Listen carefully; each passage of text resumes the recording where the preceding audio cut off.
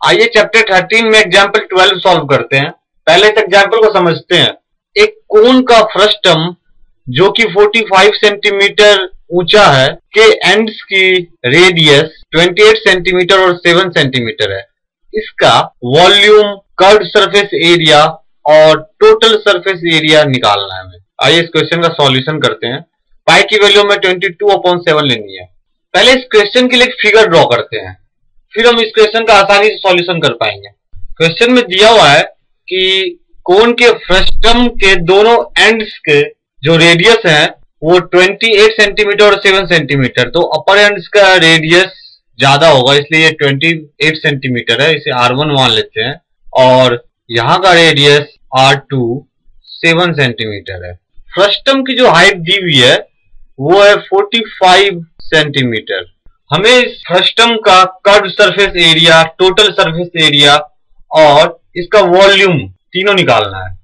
Here R1 is equal to 28 centimeter, R2 is equal to 7 centimeter, H is equal to 45 centimeter।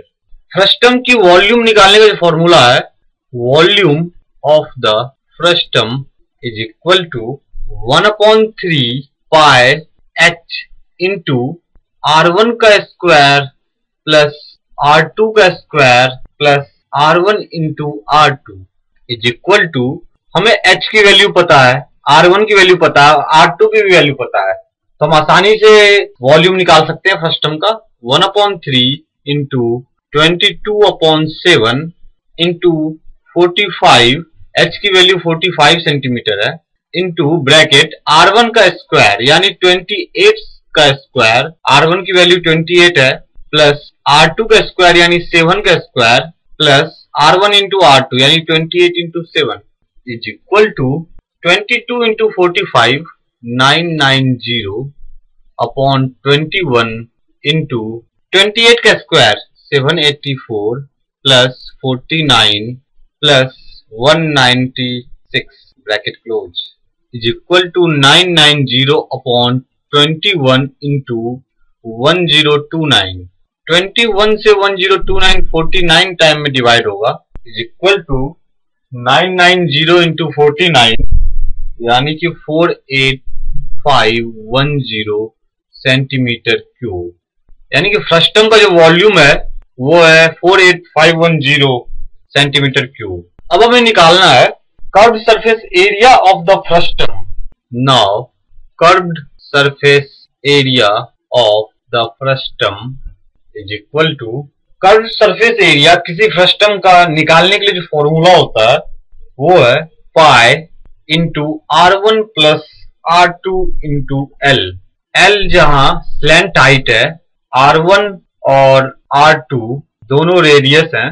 हमें R1 R2 की value पता है लेकिन L की value नहीं पता है, तो L की वैल्यू के लिए जो फॉर्मूला होता है वो है we have L is equal to root under H square plus R1 minus R2 का square, root under H square plus R1 minus R2 का whole square is equal to root under H 45 था तो 45 का square plus R1 minus R2 का square यानी 28 minus 7 का square और total root under is equal to root under 45 square plus 21 का square is equal to root under 3 into 15 का square plus 7 into 3 का स्क्वायर। दोनों साइड से 3 स्क्वायर कॉमन आ रहा है और 3 स्क्वायर अगर बाहर आएगा रूट का तो 3 हो जाएगा, तो 3 इंटू 15 का स्क्वायर प्लस 7 का square is equal to 3 into 225 plus 49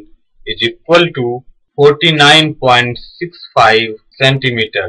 तो L जो है स्लैंट हाइट वो है 49.65 सेंटीमीटर।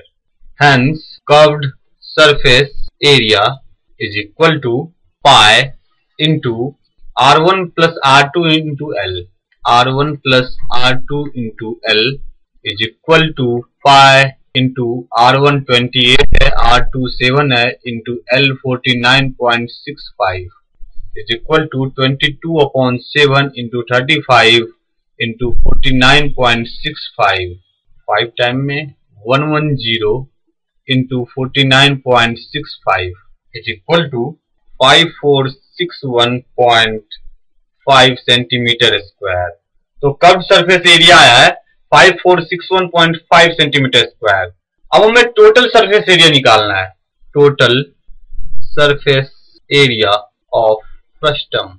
और टोटल सरफेस एरिया किसी फ्रस्टम का निकालने के लिए जो फॉर्मूला है वो है pi l into R1 plus R2 plus pi R1 का स्क्वायर प्लस पाई R2 का square is equal to, pi common आ रहा है तो पाई कॉमन ले लिया हमने, L into R1 plus R2 plus R1 का स्क्वायर प्लस R2 का square is equal to pi into bracket L की वैल्यू अभी हमने निकाली थी 49.65 इंटू R1 28 है, R2 7 है, तो 28 प्लस 7 प्लस 28 का स्क्वायर प्लस 7 का square equal to pi into 49.65 into 35 plus 784 plus 49 is equal to pi into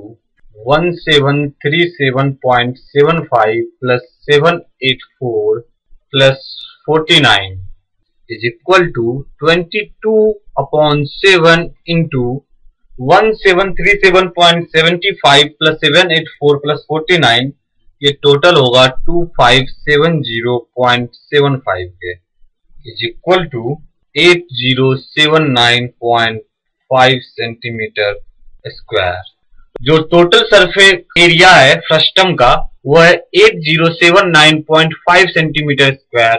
curved surface area की जो वैल्यू है वो है 5461.5 सेंटीमीटर स्क्वायर और जो वॉल्यूम आया है वो है 48,510 सेंटीमीटर क्यूब।